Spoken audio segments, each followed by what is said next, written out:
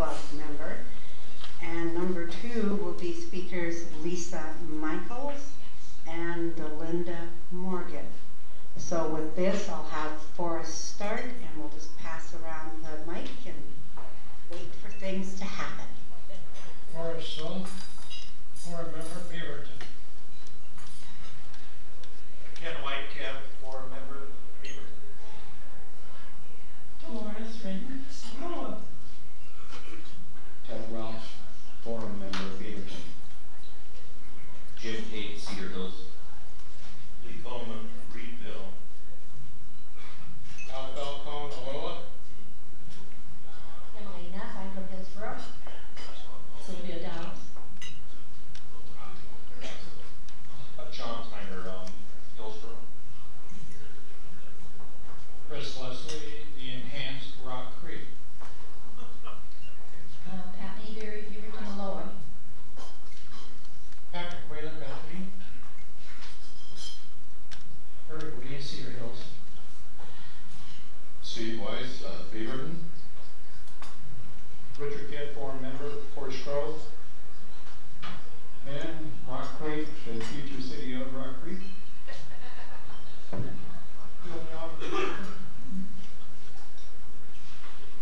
Dan Madden, Cedar Mill. Marilyn McWilliams, Cedar Hills. John Blackman, Forum Member, Southeast West Haven. Ellen Fox Edwards, now from Aloha. Charlene Newton, North Plains. Mark Freiberg, Cedarville, OPGE. Lisa Michaels, Beaverton, Oregon. Nelson Bentley. Carrie Olson, Garden Home. Jerry Arnold, West Water District. Don Dunbar, Cedar Hills. Vince David, Cedar Hills. Bill Kroger from Beaverton. Eric Squires from the sovereign city-state of Aloha. John Hutzler, Bethany. Don Nolan, Forum Member, Beaverton. Ron Hill, Forum Member, Cedar Mill. Sally Bedell, Forum Member, Cedar Mill. Bob Winder, Rock Creek. Jeff Clay, Cedar Hills.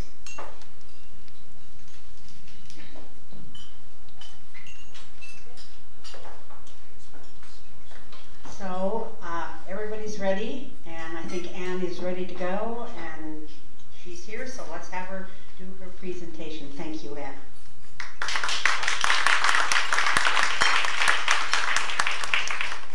Thanks, Esther.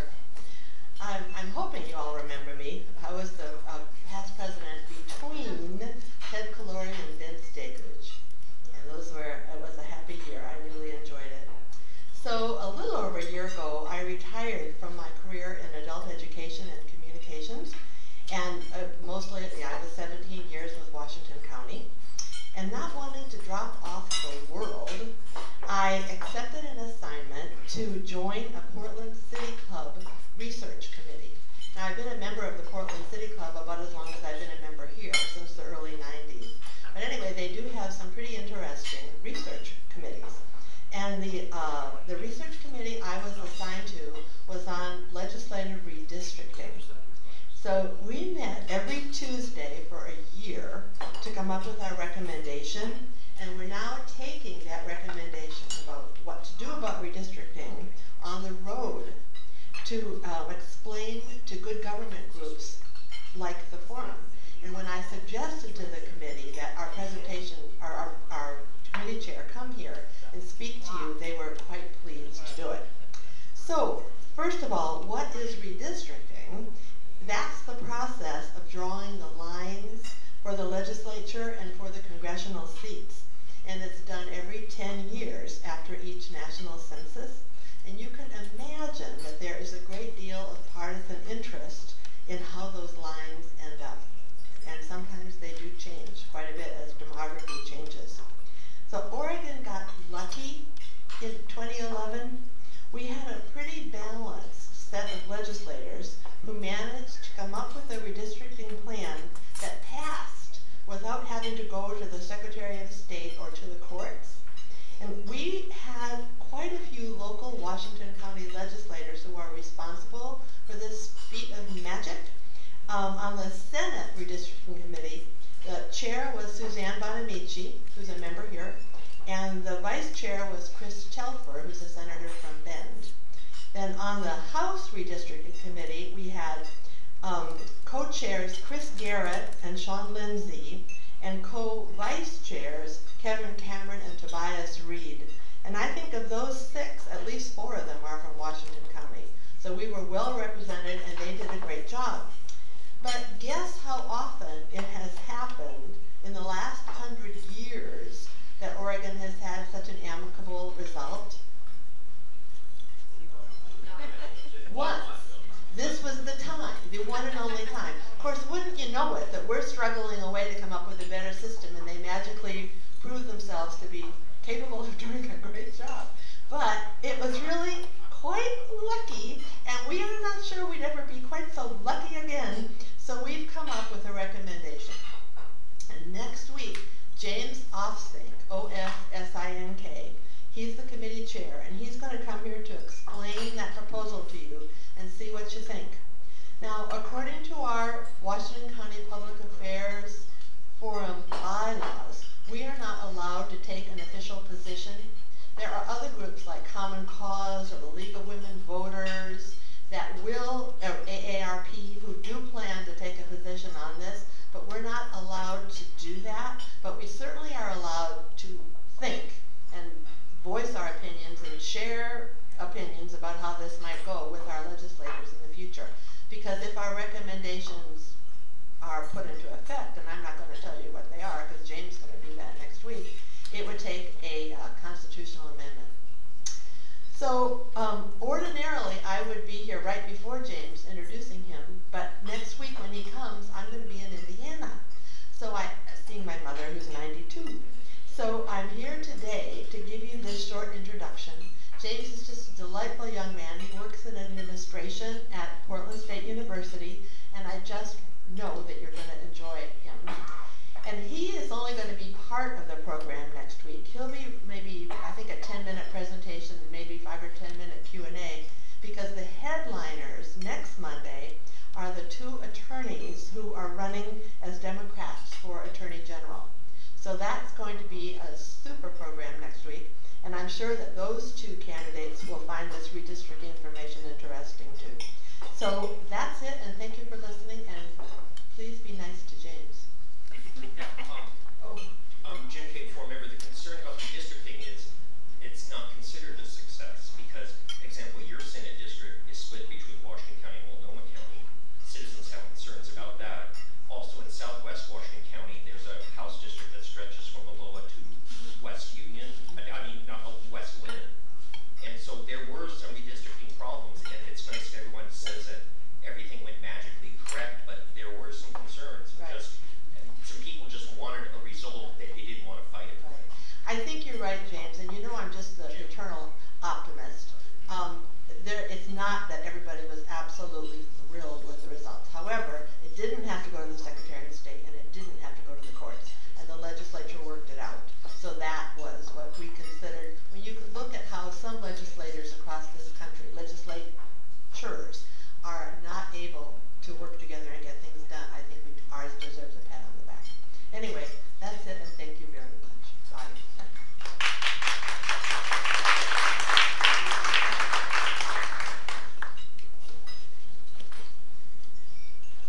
Well, thank you, Ann, for sitting at the table for the presentation next week. I think this is going to be really good, and it'll be good to hear it because there will be some who would say, well, no one, but at least it'll be on the table and they'll really be able to see what's happening, what the proposal is. So I'm John McWilliams. Welcome to the Public Affairs Forum. Meet the candidates, week 3. This week we were scheduled to have Secretary of State Kate Brown here, along with her opponent, Paul Damian Wells. Unfortunately, they both have notified notified me that they can't make it. Kate was called away because she has some business going on down in Salem, and her campaign manager contacted me and said she just can't be here. So I'm sorry that she can't be, and it's kind of unfortunate because we don't have room to reschedule her. And then I made some proposals, and they couldn't make that either. So unfortunately, Kate will not be coming here, and so she will be coming back in the fall, though, if she wins the primary, and that would be against Newt Bueller, who is the Republican candidate running for Secretary of State. So right now, you got to stay tuned, and we'll see what happens. Maybe you read the voters' guide, at least so you can get their statements, so you can see what direction they're thinking about and they want to move. Well, it does me good to tell you that we do have an important race to bring before you today. That is the Republican race to determine who will run against Congresswoman Suzanne von Amici in the general election in November for the 1st Congressional District. Candidates, I'd like you to please both come up and take your places here in the chair right behind me. It'd be really great if we can do that right now.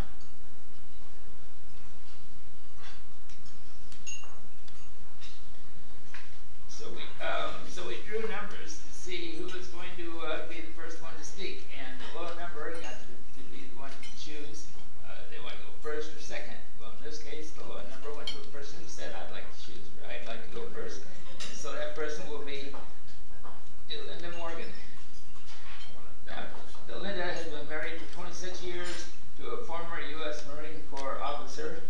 She has 3 sons. The eldest is married, 2 younger and still in college. She lives in Yamhill County for CD, which is part of CD1, for 20 years.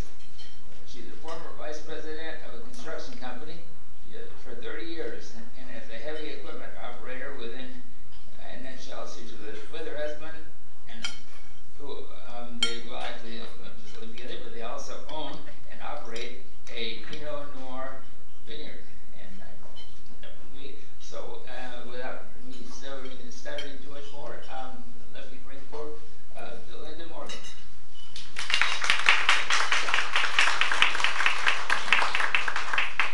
Thank you, John, and I'm honored to be with you today. As you know, I ran in the special election, and I was in the primary election as a Republican. Rob Cornelius won that election, and when he won, I went to work for him. I made phone calls, I put out signs, I campaigned for him to win, and when he didn't win the election, I decided to run again. Because I believe that we need a competent voice advocating for the right of individual citizens to govern themselves. And I do believe that the people of District 1 do not need federal solutions imposed upon them. As we have learned from the past, solutions from Washington, D.C. are often worse than the problems they were meant to solve. For too long, our so-called leaders have acted outside the scope and intent of the U.S. Constitution, and in doing so have burdened society with unsustainable levels of debt, with virtually no accountability. Our U.S. Constitution requires a regular accounting of receipts and expenditures for all public money shall be published. As your representative of Congress, I will demand a full accounting of all expenditures, and I will press for full disclosure of every dollar spent in the bailouts. I will work to return local control over local issues to the people and insist that the 10th Amendment be held sacred by the U.S. government. Accordingly, I will push for a full repeal of President Obama's takeover of the healthcare industry and will work to roll back overreaching legislation that has violated the 10th Amendment. As your representative of Congress, I will take an oath to uphold the Constitution. For me, this is more than a mere formality. This oath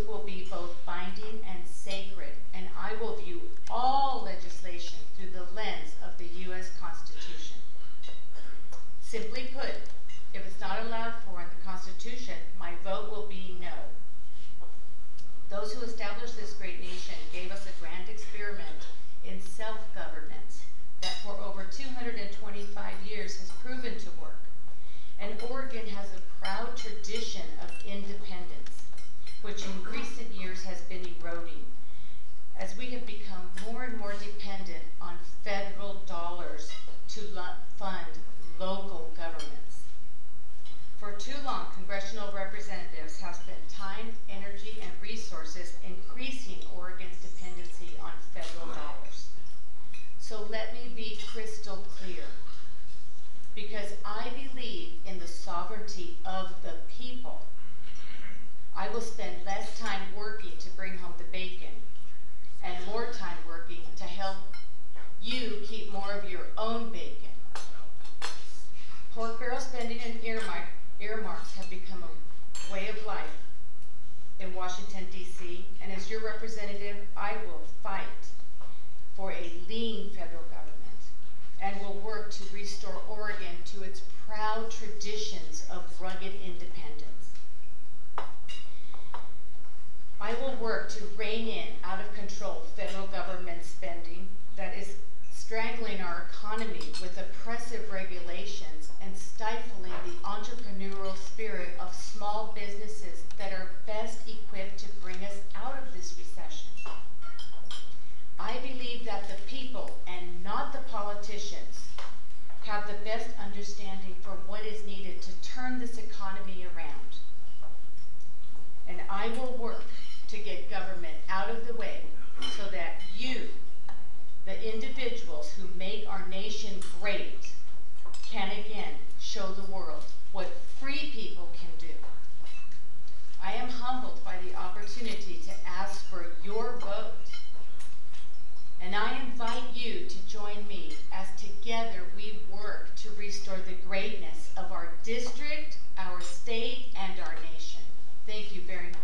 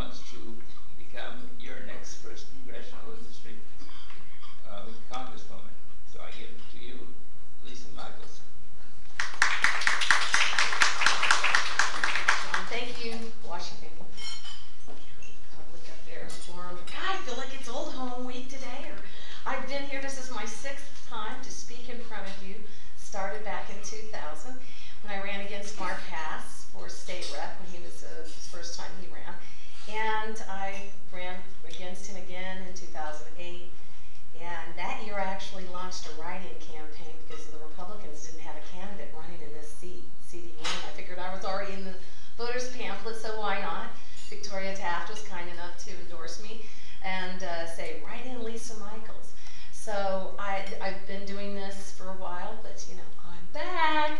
So, and I'm back with my grid here. I don't know if you guys remember this from last time I was here, but hello, shrink it down. This is started out in 2003 when the Republicans took over Congress, and it goes up higher every year. And this is jobs on the height side, that side of the graph. And so jobs increased under Republican Congresses. Then the Democrats took over. In 2008, the last 2 years of George W. Bush's administration, he had to deal with a Democrat-controlled Congress, Senate, and House of Representatives, and you see it flattens out the jobs. And then it plummets, just plummets. It takes them a little while to destroy the economy, and that's what they did. And we've in this district been consistently electing liberal Democrats to represent this district since the early 70s. And I think it's time we give us GOP people, us conservatives, a try. I think it's time we send people there that are actually going to limit government and limit them to what the enumerated powers in our Constitution mandated. There's this one little simple clause in the Constitution. It's called the Commerce Clause. They said, and they have justified every massive infiltration into our personal lives, into our businesses, into how we educate our children, and to the prices of gasoline, our food, how our food is processed, our automobile industry, everything they have justified with that one simple clause to monitor interstate commerce. And it's a gross overreach. It's a gross overreach, and we are seeing the repercussions of that failed policy everywhere we go. You go to the restaurants, even coming here. Imagine when you first started started dining here, and at any of the other restaurants. I know you were at McMiniman's and some other areas of town. The price per plate has significantly gone up. The reason that is because they've been monetizing our debt. It's like the Weimar Republic. Soon we'll be taking, they were taking wheelbarrows full of money just to go buy a loaf of bread. Money is worth less because the dollar is still, for the time being, the base monetary system of the world. So if they keep printing more and more money, each dollar is worth less and less. So while we're paying $10, $12, $15 per plate where we used to be paying $5, $6, or $7, that's why it's going up, and it's going to continue to go up unless we change things. We are in dire situation here. We had a man who was representing this state, kept being reelected, even though it came out that he had molested a girlfriend in Stanford years ago, and we kept reelecting him. What did we do? When we found out that he was that bad and he had to resign, he embarrassed our whole entire district. He embarrassed Northwest Oregon. He embarrassed our community. What did we do? We elected one of the people that kept him propped up for all those years. We elected David Wu's lawyer's wife to replace him. Let me say that one more time. It's David Wu's lawyer's wife. This makes no sense to me. It's time that we get out and actually elect someone who is going to truly represent us. And I believe that I am that person. My name is Lisa Michaels, and I'm running for 1st Congressional District. Thank you.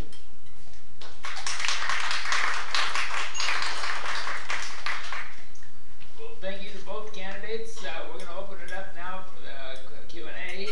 Mics on both sides of the room, so feel free to come up, and we'll alternate right and left, or left and right, whichever side you're on. And so we'll get started. John Tyner, please. Lisa, using your statistic, your graph, the Titanic was doing fine until it hit the iceberg. In 2008, I think the major function that caused the economy to drop was the collapse of the world economy. Are you blaming that on the 2 years of Democratic Congress? Wait a minute. The economy collapsed. What year were you saying? Well, you showed a diagram of that showed the Congress in 2008, and then you showed the jobs fall off. I said, using that same logic, you could have the Titanic with 1,200 people alive, then after that, substantial dead. But both get an iceberg, the world economy get the iceberg. Are you blaming that on 2 years of Democratic Congress? Yeah, I am, because the economy plummeted right after my cousin and almost 3,000 other people were murdered by Islamic terrorists on September 11th to around 8,000. That was the Dow Jones Industrial. That was pretty low. Well, it plummeted to around 6,200 just a few months after Obama took office, and a little over 2 years, actually, yeah, a little over 2 years after the Democrats took control of Congress. So yes, I certainly am. Thank you. I I would just like to say that I think the Congress was Democratic in 2006, and that is when the economy started going down.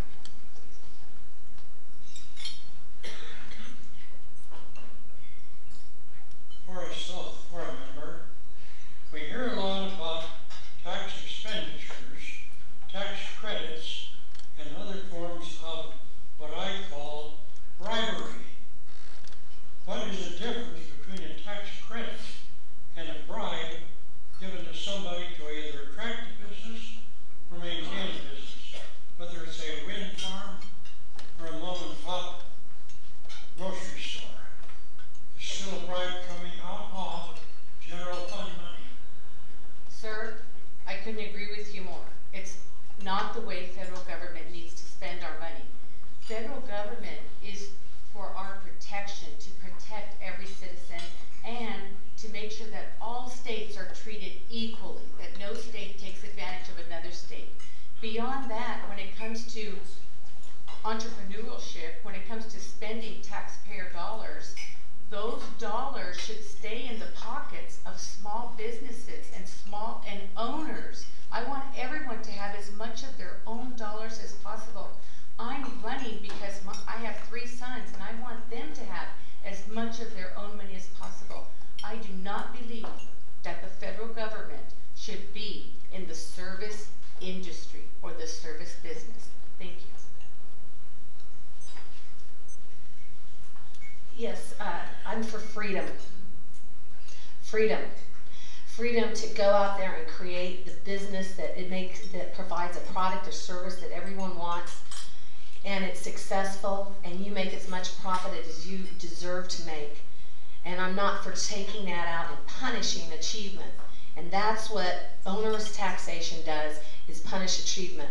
If you make it more expensive for somebody to have a business, it makes it they're less able to hire more employees. If they're less able to hire more employees, then we'll all have fewer taxpayers paying into the system. We'll have fewer prosperity. Self-esteem is derived from accomplishments, and we need to inspire that with our tax cut. Thank you. Bill Kroger.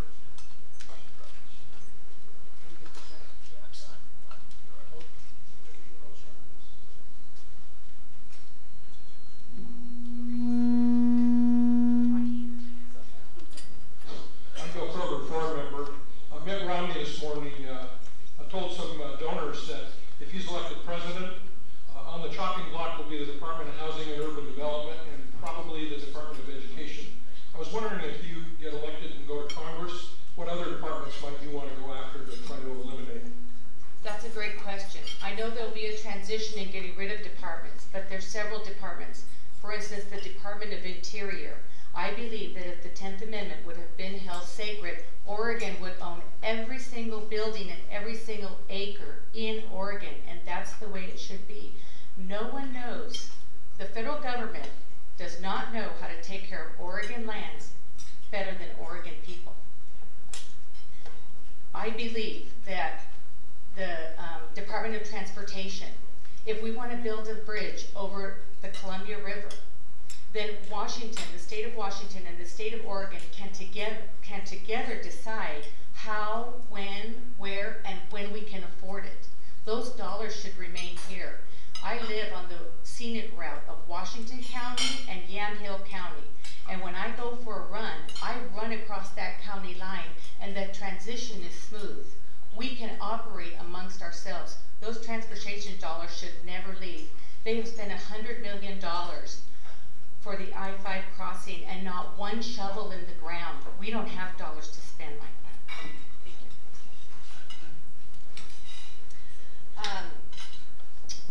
Yes, I would love to get rid of the Environmental Protection Agency. I understand if you decide, if a lawyer decides he's got an amoeba or something that he wants to say is endangered, he goes to file a lawsuit against our federal government. If he loses, he gets his attorney fees paid. If he wins the jackpot. We got to get rid of it. They are limiting our logging. They're limiting everything that we have. Our president, before he was elected, said He said under an Obama presidency, energy prices will necessarily skyrocket. Gotta say, he's a man of his word. Thank you. Lee Coleman for a member.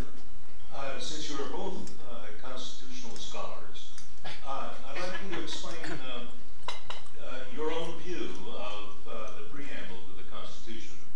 Is it directive to all three branches as to how to administer both the Constitution and the government of the United States?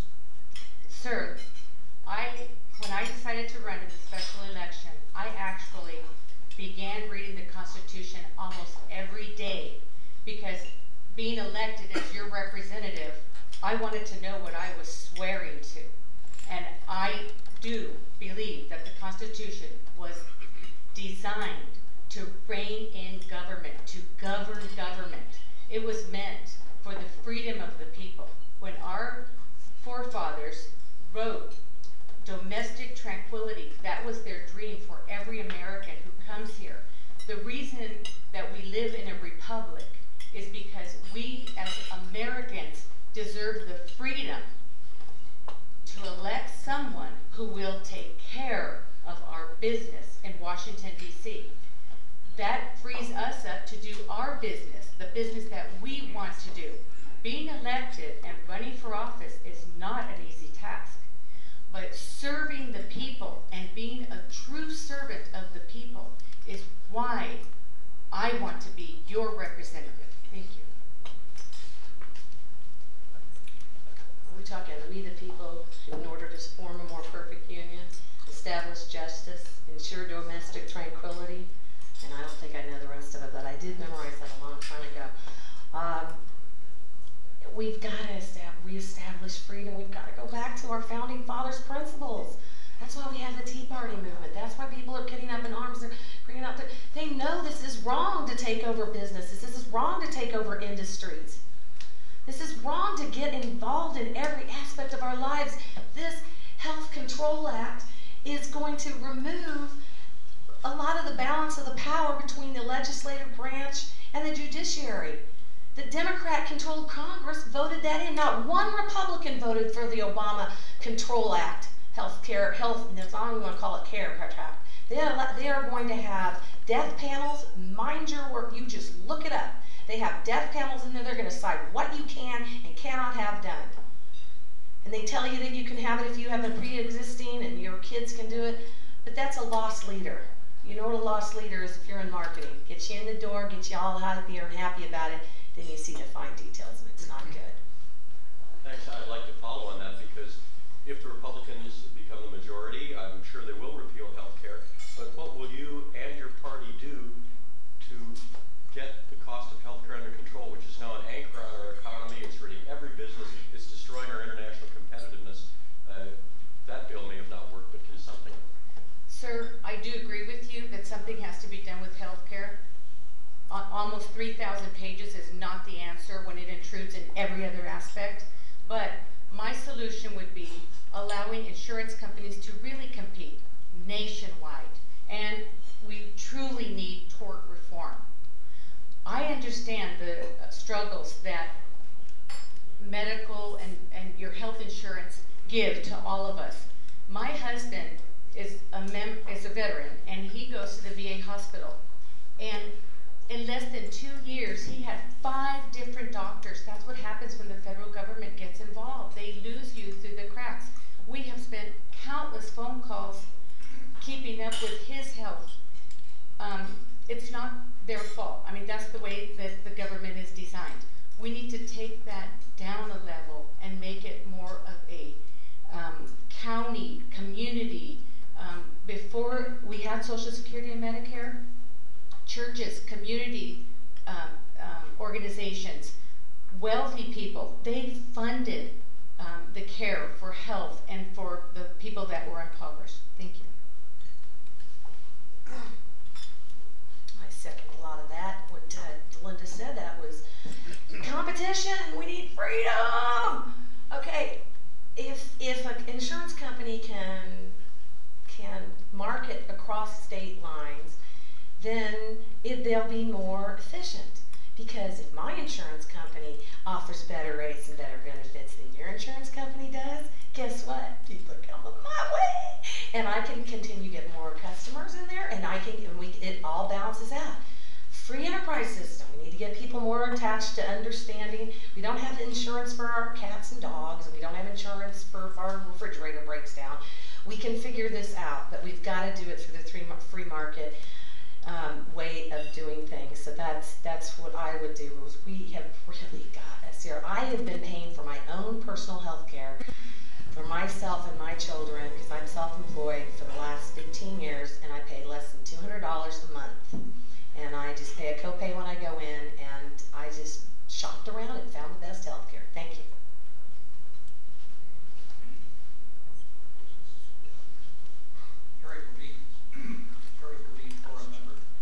This year, the federal government will run a deficit of approximately $1.3 trillion. And if we eliminated the Defense Department and we basically cut the rest of the government down to zero, we would still have a deficit of about $600 million through entitlements. The government taking care of us, Social Security and Medicare. The average Social Security recipient gets back every dime he or she paid into it in the first 6-7 years, and after that, it's all coming from somebody else. So what's your solution to this? We talk about being dependent on the government. This is really dependent on the government. By the way, everybody in this room is probably close to it or participating in it. Yes, sir. And I want to say my parents have been married 60 years, and my parents are also at that age. My father will be 80 on his next birthday. And I want him to have the best care possible. I think that the people who came before us and the citizens that are older need to be taken care of, and I do not believe that is a job of the federal government. I think we need to transition into a plan where we get it on an individual basis, and more so, we get it into our communities, because there wouldn't be fraud and abuse if you had a system that was based on your community. Everyone would know how everyone is doing. As Americans, we do take care of each other. And if we get more along the lines with ideas of individual retirement plans and community organizations actually helping out in different areas and not sending our taxpayer dollars to Washington, keeping them here in our state, in our counties, in our districts, we, I think, would end up richer having more of our own money. Thank you. And better health. Yeah, my father's 80 years old, and he's got prostate cancer, and he's quite happy to have Medicare. And everyone, you guys have paid into it, people that are in the program that paid into it. It's just an unsustainable system, as we all know. So I think you're going to have to ratchet it down, and for the people that are younger, my age and younger, we're just going to have to realize that we're going to have to expect less and maybe deliver at least a portion, or have the option to deliver at least a portion of it back to ourselves, so we can invest in ourselves. It's a terrible investment. It returns something like 2 to 3% on the money that you've put into the system all the way through the years. So it's unviable, and we've got to do something, and it's a very important issue. Thank you. John Hutzler, member. I'm interested in your comments about the Department of Transportation and I-5, and wonder if had you been in Congress, you would have voted against the establishment of an interstate highway system and relied upon the 48 states to figure out how to create such a system. I believe that was a proposal by Dwight Eisenhower, program of Dwight Eisenhower, who was a Republican. But is that inconsistent with your philosophy? Sir, I think that the federal government has taken over our transportation system in the way of allowing $2 billion to be spent on green or energy efficient. And I know we just had some electrical outlets installed for electrical cars. In Multnomah County, I believe there's only 100 electrical cars, and yet we're spending millions of dollars through federal dollars putting in these systems. That should be a state decision. we should vote on whether we want to support green energy. Because who's going to pay for that? When they plug their cars in, who's going to pay for that electricity? It's energy that's being used. So now we have to support everyone who buys an electric car? That is wrong. I don't say that we wouldn't I don't say that we shouldn't have an oversight committee, a small oversight committee, but state to state, two states can decide how to make that transition. But those dollars should stay in the state. Thank you. Our founding fathers, again, back to the little limited government deal. Our founding fathers wanted, we were all like little individual countries. Each state, Oregon's its own little individual state, country. And, but we all were right bordering with each other, and that's why they had that interstate commerce clause put in there. They had no idea, like I said, would overreach this much. So yeah, I think if we were spending all of our tax, if we were, each state could tax and do what they wanted to make their state better and put the roads on there, then I think they'd do a great job. Because you know what, if Oregon did a bad job with its roads and did a bad job with its taking care of the people of its state, you know, fewer people live here. They go to, like where I'm from, Oklahoma, and go someplace where they like the way that they're running their government. And that way people can pick and choose. And it's like private sector, free enterprise, you know. The cream rises to the top. So I wasn't present during that time, and I haven't researched enough of that, of Ike's plan for the interstate highways. I like driving on them, so I'd have to say that I don't know enough to really answer it fully. But thank you.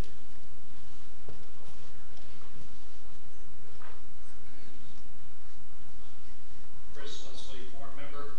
The idea of double taxation on dividends and the interest rates.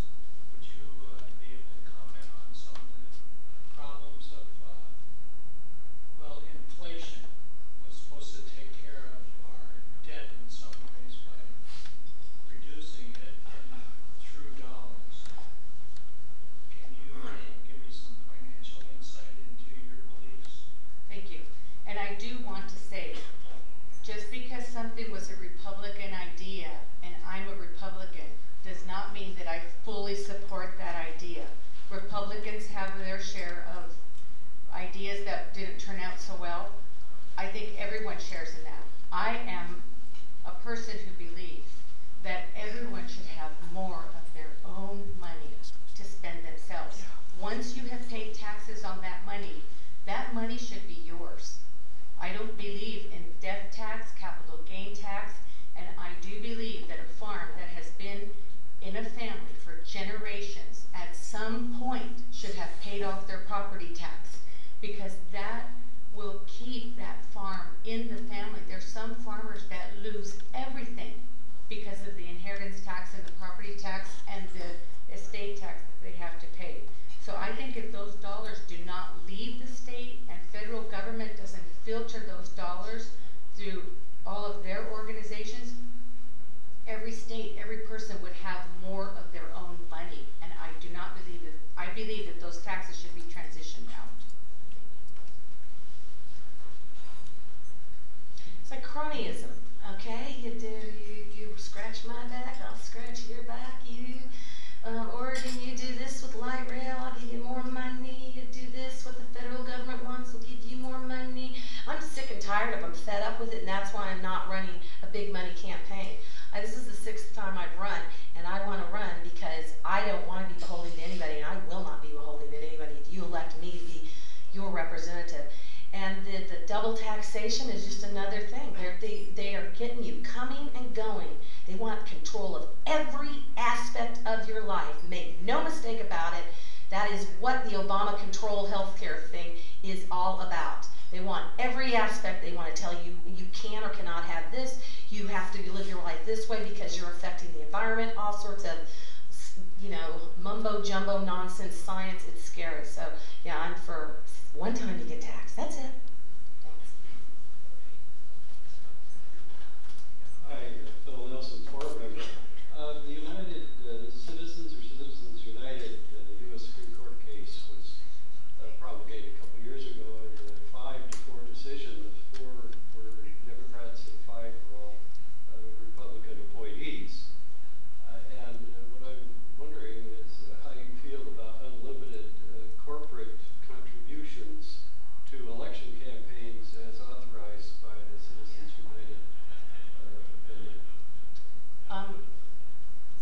believe that anyone in our country should be allowed to donate in any way, shape, or form that they want to, but it should be full disclosure so that you know where every dollar is coming from. But as far as campaigns go, I do believe that there should be campaign reform, because when Bonamici won, she spent millions of dollars. When she ran out of money, she wrote her own campaign checks to run for a candidate. Well, who wins the elections? The people that are on TV, the people that have the money to be seen so that people get to know them. And who gets that money? The media.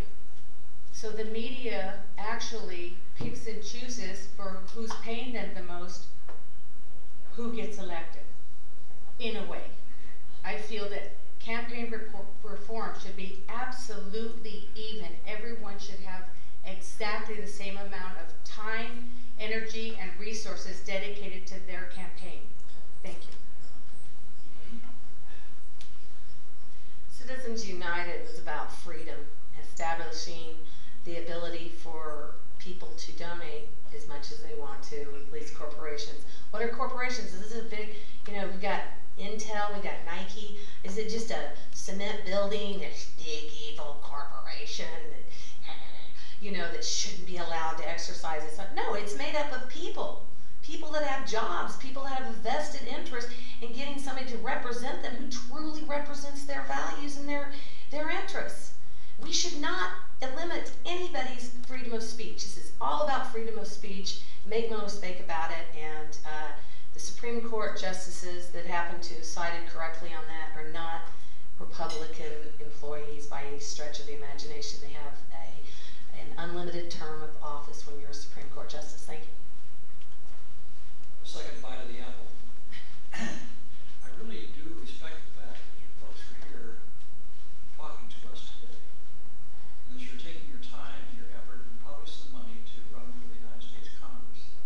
The truth is, the district that was designed by Suzanne Bonamici in the legislature includes a large part of Multnomah County. A robot Democratic vote in this case, which if you're a Democrat, it's great. If you're a Republican, not so great. There's no way in the world you guys can get elected. That's the bottom line. The district was designed so that no Republican can win it. And so you're coming with responsibility.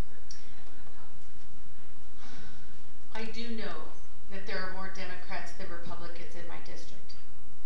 I have operated heavy equipment for 30 years, and a lot of times when I get on a project and I get together with 75 other equipment operators, most of them are Democrat.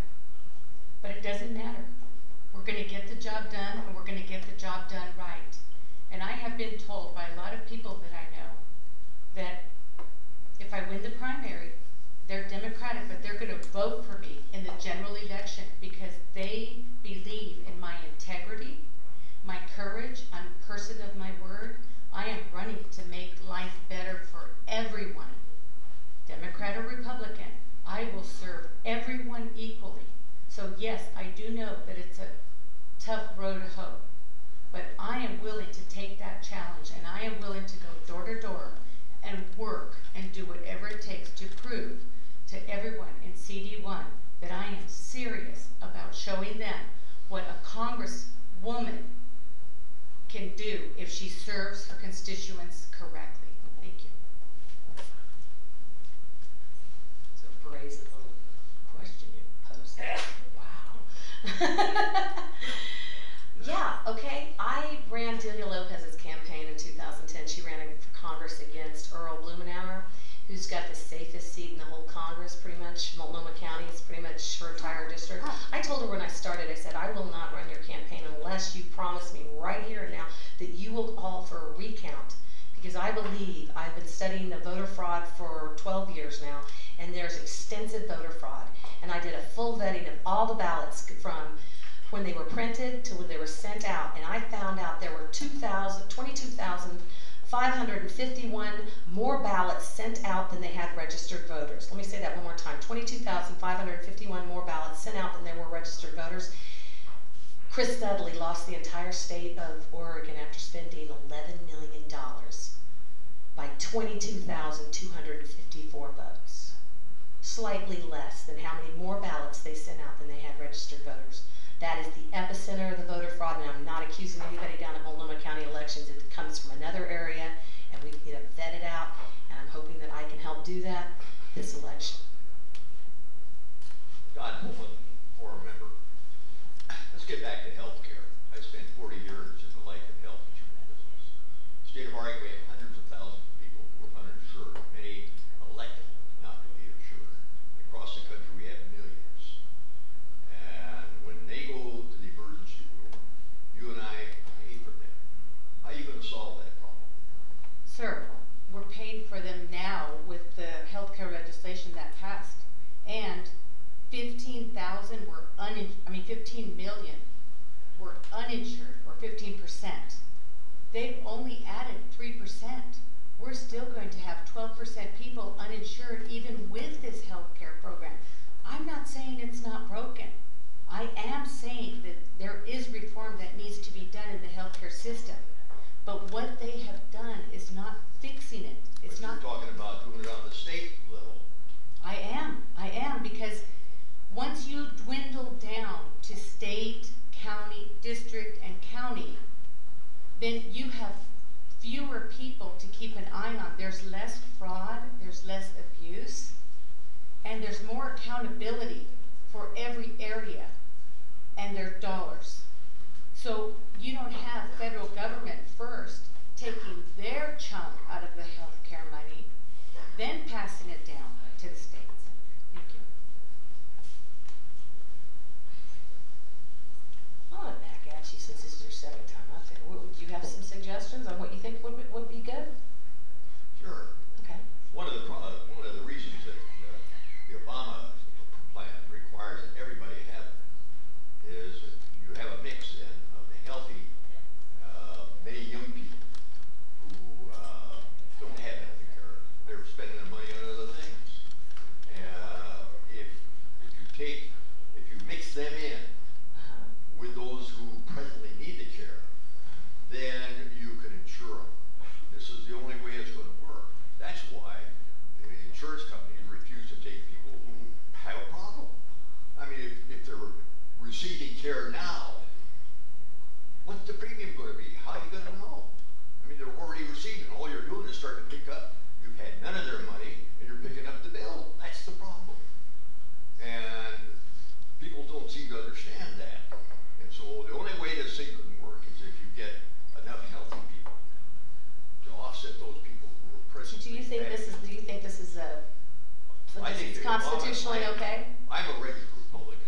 And do you think this is constitutional that they can mandate just because you happen to be born and breathing the air in the United States of America that you should be forced to pay $500 a month, your every man, woman, and child? Do you think that's a good thing? Because I don't. What about Medicare? Anything you say about Medicare? That's automatic. The Supreme Court's going to kick us around, but that's the problem when people don't understand it. I dealt with it. Were you from that industry? Well, I got people. The only way we could do it was to write group plans, and under a group plan, you have a mix. You take the healthy and those who are present care, and to get the right mix. Sometimes the group plans get canceled. Why? Because the insurance company can't afford to handle it. I know. It's a real problem, but I always still believe more competition is always better. Thank you. All right, I want to thank our candidates, our Republican candidates running for the 1st Congressional District, with the winner going in the fall, going against Suzanne Bonamici. Let's have a go. Big round of applause.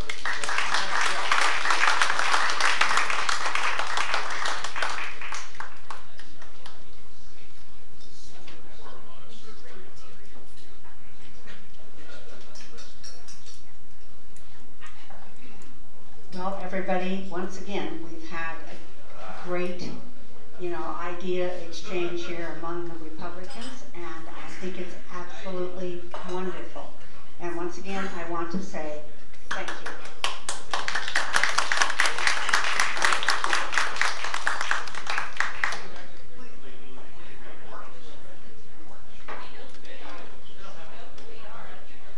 next week, we are going to have Attorney General, the Democratic candidates, speakers Dwayne Holton and Ellen Rosenblum. And I hope you come back for another interesting round with some different candidates. I want to thank all of you guys for being here. And until next time, have a great day and a great week. Thank you.